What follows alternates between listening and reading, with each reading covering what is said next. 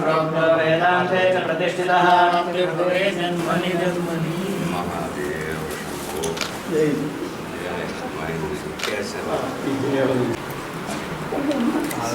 हमारे भाग तो यहाँ पे आपका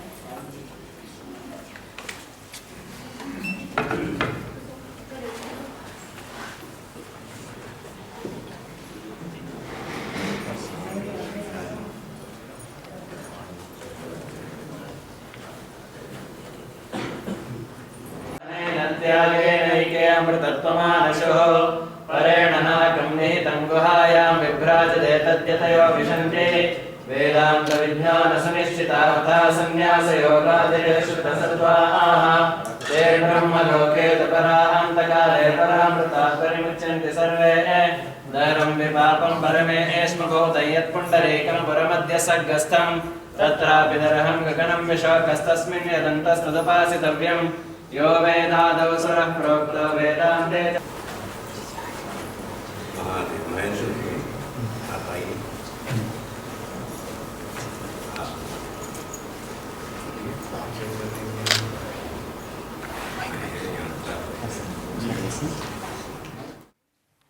परम पूज्य गुरुदेव श्री सद्योजात जी श्री चित्रापुर मठाधिपति का अपने सांवरिया जी की पुण्य भूमि पर पधारना हुआ।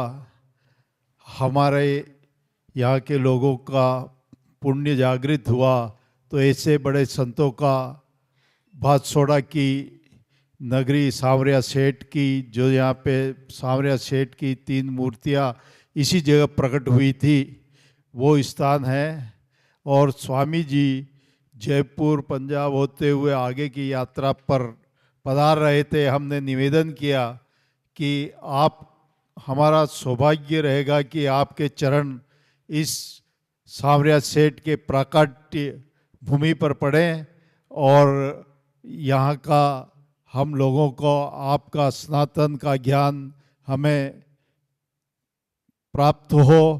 कर्नाटक और साउथ के अंदर जो हमारे सनातन की ऐसी दिव्य ज्योतियाँ और बड़े बड़े मठ हैं जो आज तक हम लोगों ने सोचा नहीं, उस ढंग के वहाँ के गुरु परंपरा वहाँ की चलती है। तो हमारा सौभाग्य है कि आज इस प्राकट्य भूमि पर स्वामी जी के चरण पड़े और हम सभी धन्य हो गए। मैं स्वामी जी के को निवेदन करता हूँ कि आपके आशीर्वचन देवें, जिससे हमें सनातन का ज्ञान और हमारी सनातन जीवन पद्धति को हमें आपके मुखारबिंद से सुनने का मौका मिले।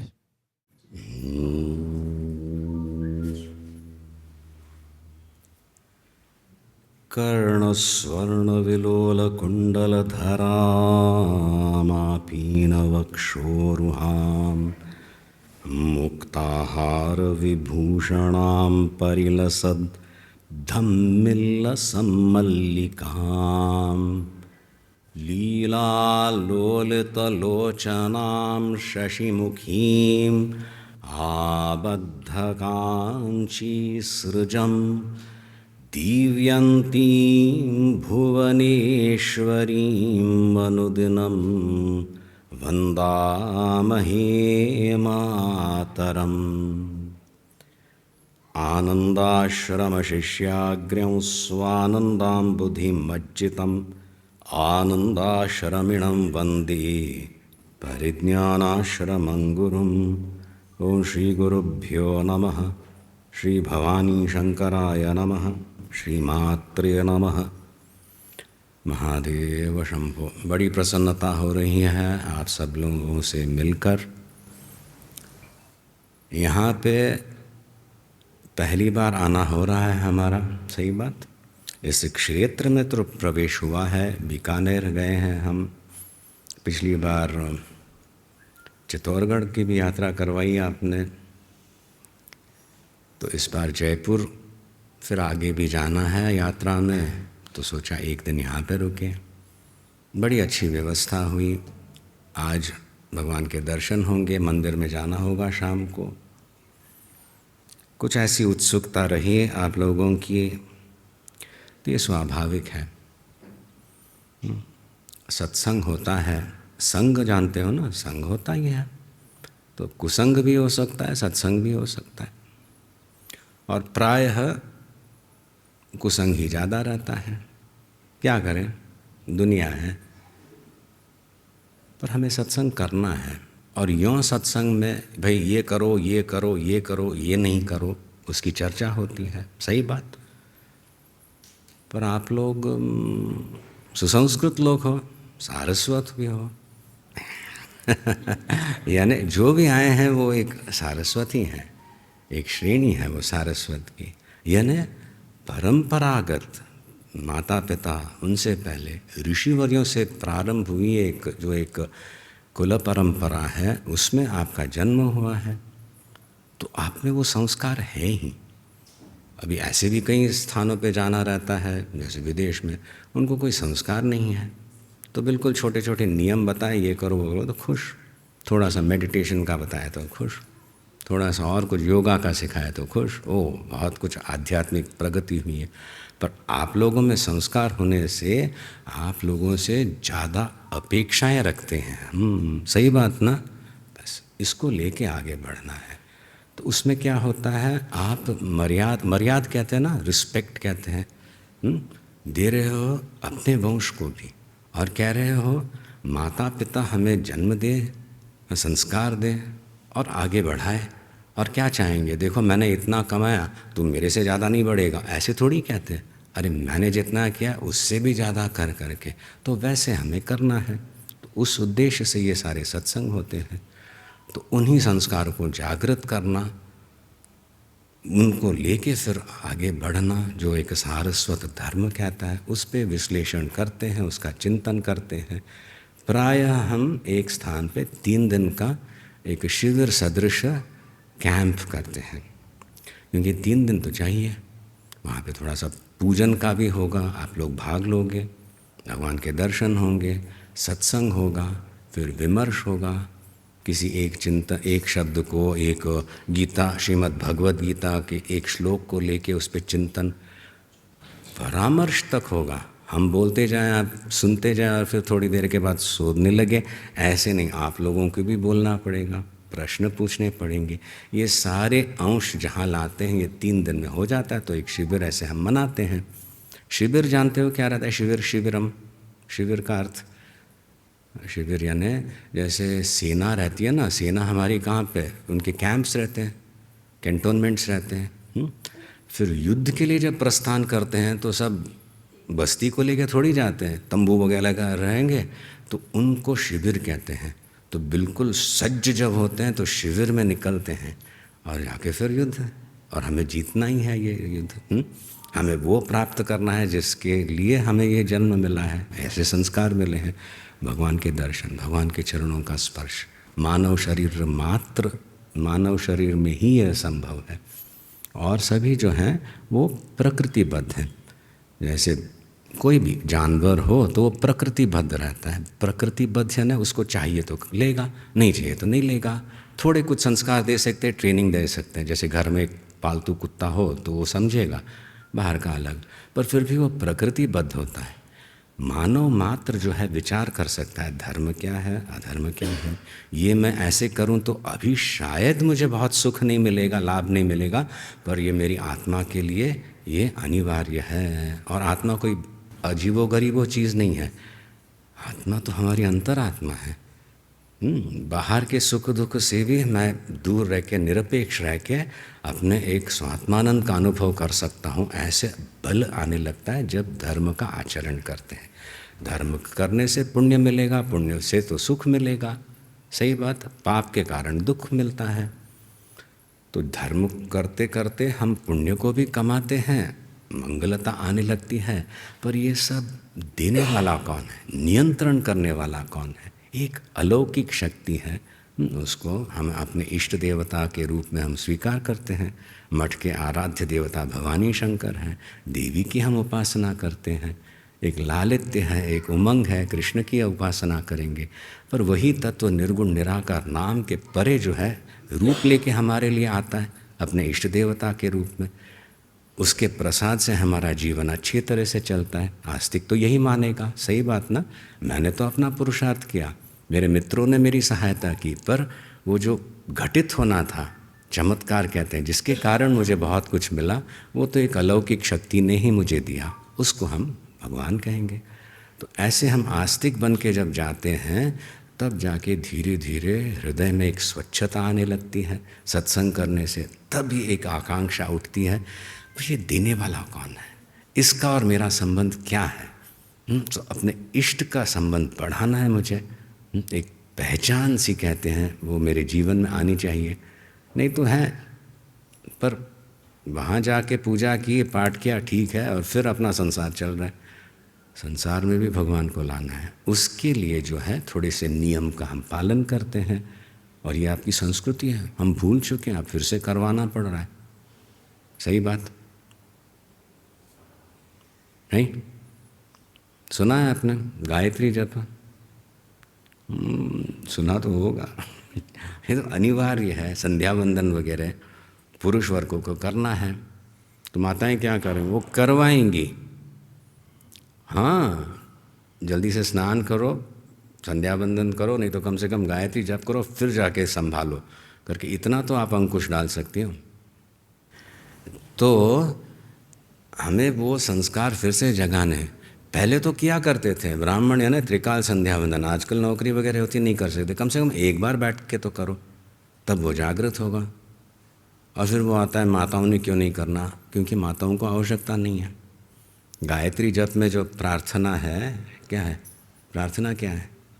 धियो यो नः प्रचोदयात्। पहले तो संभोम भूर्भुवस्वः व्यावृत्तियाँ हैं, फिर ओम तत्सवितुर्वरेण्यं भर्गो देवस्य धीमहि धियो यो नः प्रचोदयात्। ओम भूः भुवः स्वः, 3 लोकों में जो वो शक्ति है उसका मैं आवाहन कर रहा हूँ। और वो सूर्य के समान देदीप्यमान वो एक तत्व है, भगवान हम कहते हैं, नाम रूप के परे हैं। तो हम ऐसी उसको एक विराट, एक विशाल, जैसे नभ है, नभ में सूर्य उदित होता है, उस प्रकार से देदीप्यमान एक तत्व को हम स्वीकार करते हैं। तो उसका जो तेज है वो, उसका मैं ध्यान कर रहा हूँ, वो मेरे बुद्धि को प्रचोदन दे, बुद्धि को तीक्ष्ण करे, ऐसी प्रार्थना है। प्रतिदिन ये बैठ के करनी रहती है, तब जाके बुद्धि सचेत होती है। और बुद्धि यानी क्या? संकल्प विकल्पात्मक तो मन है, ये करना वो करना, सब चॉइसेस जो देखे, और अंततोगत्वा यही करना है जो निश्चय लेते वो बुद्धि लेती है। तो उस बुद्धि को बढ़ाना तो हमारे लिए अनिवार्य है, नहीं है या नहीं? बुद्धि जिसकी जरा सी शिथिल हो, उसका जीवन कैसे? करना तो था पर पता नहीं करना नहीं, वो ये कह रहा है, वो ये कह, मैं क्या करूं, बस बैठ गया, उसकी गाड़ी आगे ही नहीं, अगले जन्म में कहाँ फिर। तो बुद्धि को अच्छी तरह से हट से नहीं, सचेत करके जागृत करने की ये प्रक्रिया अनिवार्य है। और यदि नहीं हो तो फिर दोष लगे। जैसे भोजन करना पड़ता है ना शरीर के लिए, व्यायाम भी चाहिए, स्नान अनिवार्य है क्या? 1-2-3 दिन स्नान नहीं करे तो क्या है? भोजन नहीं करे तो बस, व्यायाम नहीं करे तो डोइंक। पर स्नान की क्या आवश्यकता? स्नान नहीं करे फिर तो और तो दूषण बढ़ेगा शरीर में। सही बात ना, स्नान अनिवार्य है, शुद्धि होती है। तो उसी प्रकार से प्रतिदिन गायत्री जप करने से एक आंतरिक शुद्धि बनी रहती है, नहीं तो व्यवहार में मालिन्य ही आएगा। सत्संग सुना ये तो होने वाला नहीं है, चलो यहीं पे इसको ठगो, इस ऐसे जैसे कैसे पैसा करो, वही जीवन है, देख नहीं रहे हो, जो गड़बड़ करे वो पैसा कमाए, ऐसे बुद्धि वहाँ पे चली जाएगी, आपकी संस्कृति लुप्त हो जाएगी। इसीलिए अनिवार्य रूप से दिन में एक बार तो गायत्री जप करना, 28 बार, 54 टाइम्स, नहीं तो 108 का विधान था। अब कभी कभी प्रश्न आता है माताओं ने क्यों नहीं करना। देखिए एक बात है, दिन में 3 बार करने वाली बात थी, त्रिकाल, प्रति बार करते समय स्नान करके बैठना, ये अंकुश किसी भी नारी पे, किसी भी देवी पे नहीं डाला जा सकता, क्योंकि उसको तो पूरा घर संभालना है, समझे ना। एक बात, इसलिए पुरुष वर्ग को अनिवार्य कहा था, ये करो तब जाके बुद्धि सचेत हो जाएगी, समझ रहे हो। ये कुछ बतानी पड़ती है बातें, ये कोई कंपैरिजन नहीं है, लेडीज़ नो, ओनली जेंट्स। उसकी आवश्यकता पुरुष वर्ग को रहती है, नहीं तो वो भैंसा जैसे बनेगा। तो सचेत करने के लिए बुद्धि को हमेशा गायत्री जप करना अनिवार्य है, समझ रहे हो। माताओं में वो सूक्ष्मता ऑलरेडी रहती है, इसलिए उनको विशेष वो प्रार्थना नहीं करनी पड़ती है। धियो यो नः प्रचोदयात्, मूल मंत्र ले, इष्ट मंत्र ले, उसी से काम हो जाता है। पुरुष को गायत्री जप करके फिर इष्ट मंत्र लेके फिर आगे बढ़ना रहता है। सो इसको पहले समझ लें, तब आपकी संस्कृति क्या है ये आप समझ पाओगे। हमारे शिविरों में युवा पीढ़ी के लिए युवाधारा, यानी 18 वर्ष से 35 वर्ष के जो सदस्य हैं, लड़कियां लड़के, युवाधारा कहते हैं, युवा पीढ़ी के, तो उनके लिए शिविर मनाए जाते हैं, आयोजित किए जाते हैं, खूब कार्य करते हैं, आते हैं, बहुत सीखते हैं, इंटरैक्शन होता है। तो उसमें लड़के जो हैं गायत्री उनको सिखाई जाती है, संध्या वंदन के कुछ अंश करते हैं, और लड़कियां जो ओ हमें क्यों नहीं, वो देवी का अनुष्ठान करते हैं, वैसे कितना सुंदर लगे, बड़े स्वाभिमान से, तब जाके संस्कृति बची रहेगी, समाज का उद्धार होने लगेगा। ये सारे अंश लाने रहते हैं, तब जाके एक संपूर्ण सत्संग हम मानते हैं होगा। क्यों महेंद्र जी, अगली बार प्लान करेंगे ऐसी। इस बार तो आपने व्यवस्था की, हमें कहीं रुकना था, तो बहुत अच्छा हुआ यहाँ पे। अगली बार वो 3 दिन का तो कम से कम करना ही है, उसमें सत्संग भजन सब होंगे। इसको आप समझ लीजिए, फिर जाके आगे बढ़ सकती है गाड़ी। सही बात। कुछ पूछना है किसी को? अभी तक तो बताया था, हमारी हिंदी तो आप समझ पाओगे ना, ऐसे कोई यहाँ तो और कुछ बताना है, पूछना है? हाँ है कुछ, क्या बताइए? नहीं, आशीर्वाद तो है ही माँ। बात यही है ना, आशीर्वाद है, अनुग्रह बहुत है, ग्रहण करना और पचाने का सामर्थ्य बढ़ाना है हमें। अनुग्रह को निर्माण नहीं करना है, अनुग्रह तो हो रहा है, हम समझ नहीं रहे तो वो बह जाता है, तो उसको इकट्ठा करना मेरा अधिकार है करके आत्मसात करना, ये तरीका है, यही साधना है। सही बात। अनुग्रह क्यों नहीं करेगी परंपरा? गुरु परंपरा है, भगवान है, करेंगे, पर हम शायद बच्चे जैसे हैं, लक्ष्य और कहीं जाता है तो वो ग्रहण नहीं कर सकते। तो वो सीखना, उसको साधना कहते हैं, उपासना। आसन यानी जहाँ जिस पे आप बैठते हो, योगा में आसन यानी जिस आसन में आप शरीर को रखते हो वो आसन हुआ। उप यानी नज़दीक, उपासना यानी भगवान के नज़दीक जाके बैठना। मंदिर में है, गए, नमस्कार किया, भेंट लाए थे, चढ़ाया, आरती ली, बस हो गया काम, एक संपर्क। पर भगवान भी चाहेंगे, आशीर्वाद लेके जा रहे हो, मुझसे भी तो कुछ पूछो, मैं भी कुछ बताना चाहता हूँ। वो सुनने की क्षमता बढ़ाना, उसको उपासना कहते हैं। शांत होके बैठना, जब किया तो वो धैर्य आने लगता है, फिर वो सुनने में सामर्थ्य आता है, उसको उपासना कहते हैं। इसीलिए सत्संग से वो सुनने की क्षमता, अनुग्रह को ग्रहण करने की, आत्मसात करने की क्षमता बढ़ती है। उसमें प्राणायाम भी थोड़ा करना पड़ता है, शरीर को भी पुष्ट करना पड़ता है, फिर जाके ध्यान इत्यादि में प्रवेश होता है। और ये है आपकी संस्कृति, जिसको सारस्वत संस्कृति कहते थे। कालांतर में खूब इसमें से सब अंश चले गए, अब फिर से उसको लाना है, तब जाके जो है वो खिलने लगेगा। प्रत्येक साधक, प्रत्येक कुटुंब, संपूर्ण समाज का उद्धार उसी से होगा। लौकिक जो है आपका धंधा वगैरह वो भी अच्छी तरह से चलेगा। क्यों? विघ्न निकल जाएंगे। जो जप पाठ करते हो, देवी कवच हैं, चंडी पाठ के कुछ अंश हैं, हमें माताएं वहाँ पे करती हैं, तो उससे कितना ही दुष्ट प्रारब्ध जल जाता है, ख़त्म हो जाता है और पुण्योदय होने लगता है, अच्छा होने लगता है। किसी भी एक उत्सव के निमित्त हम नवरात्रि का हो या तो और किसी महाशिवरात्रि का हो, साल में कई आते हैं, उस समय कुछ पूजा वगैरह करते हैं, भगवान का चिंतन करते हैं, वो अच्छा है। निमित्त को लेकर नैमित्तिक कहते हैं। और प्रतिदिन जो करते हैं नित्य, उस पे हम आग्रह देते हैं, वो बैठ के करना अनिवार्य है। कुछ एक पाठ कर लें, फिर जाके गुरु मंत्र दिया है उसका जप करें, बहुत अच्छा। आडंबर की आवश्यकता नहीं है, खूब बड़ी पूजा करने वगैरह हम नहीं कहते हैं, इस युग में संभव नहीं है। जो हो सके और अच्छी तरह से कर पाए, उतने अंश प्रतिदिन के आपके अनुष्ठान में लाना अनिवार्य, तब जाके वो खिले।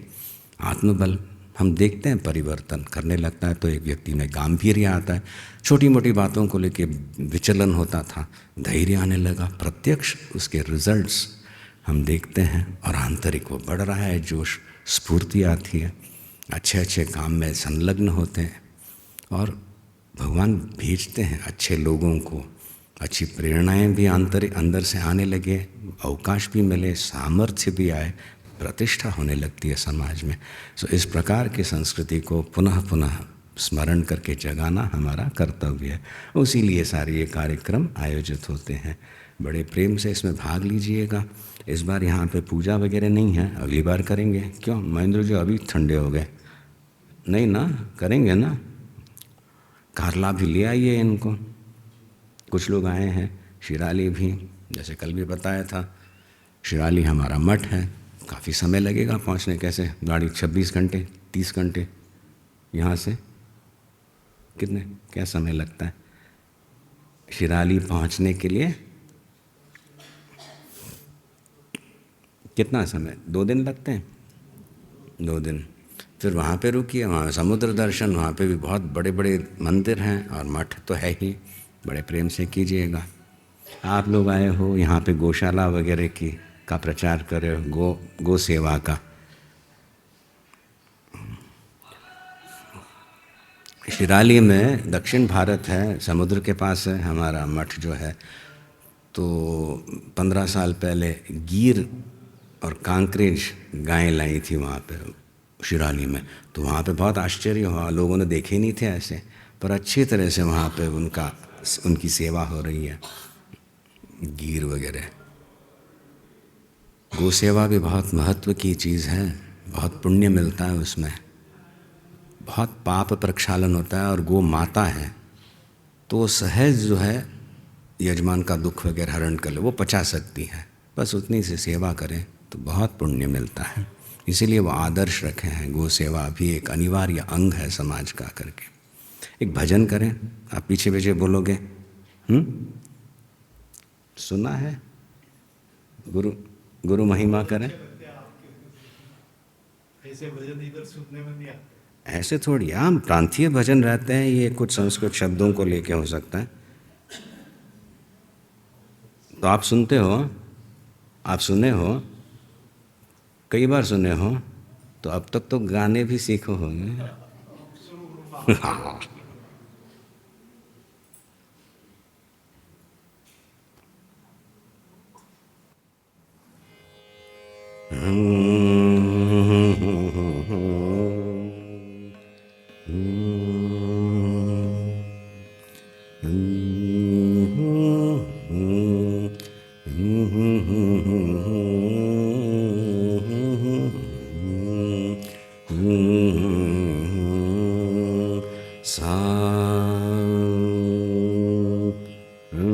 कल रे प्रकाश हाजिरीश न गुरु गुरु महिमा गुरु महिमा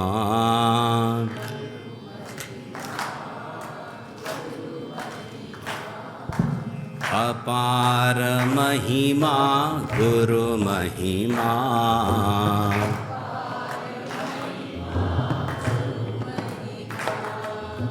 अगम्य गरिमा गुरु महिमा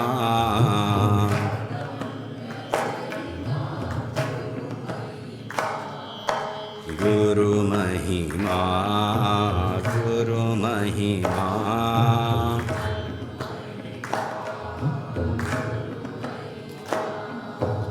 अपार महिमा गुरु महिमा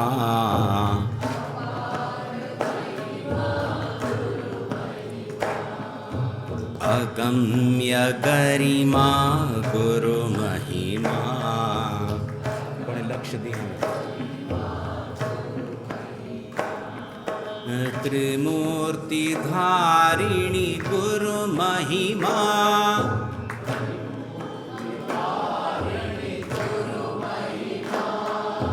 त्रिमूर्ति धारिणी गुरु महिमा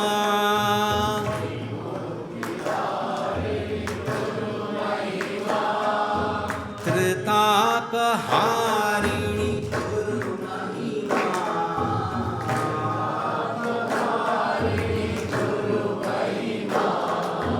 त्रितापहारिणी गुरु महिमा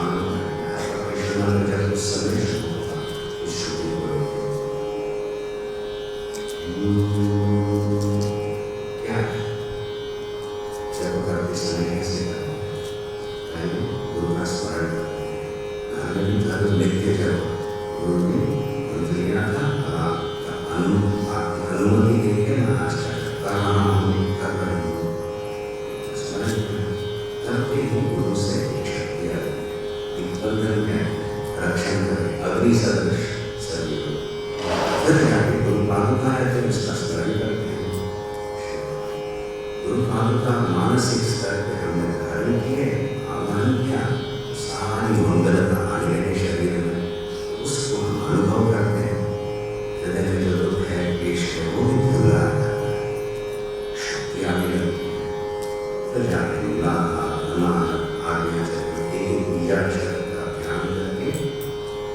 पुनः हम अपने आप को अर्पण करते हैं उन गुरु चरणों में। ठीक है, कुछ ही क्षणों में हो जाता है, पर बहुत ही यकीन और एक उपासना है, फिर जाके अपना चलता है।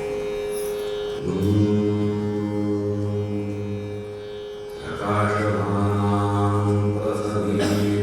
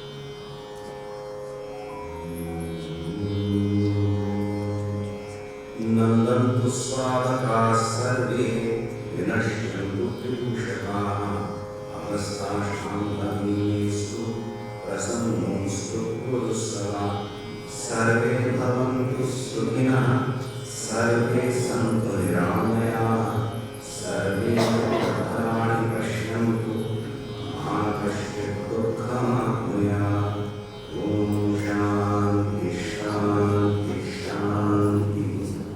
महादेव महादेव महादेव।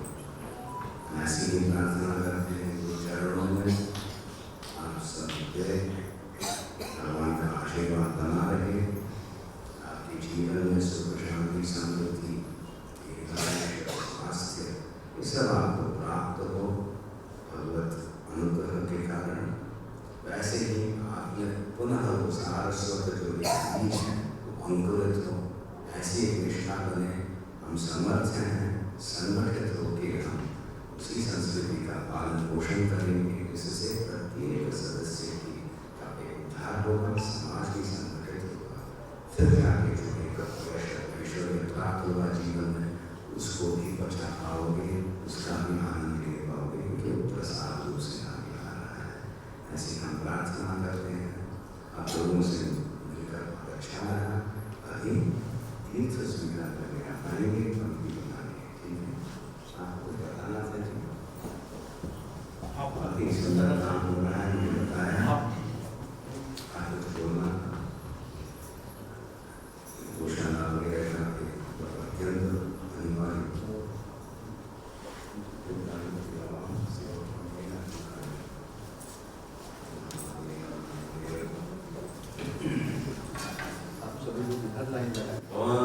पार्वती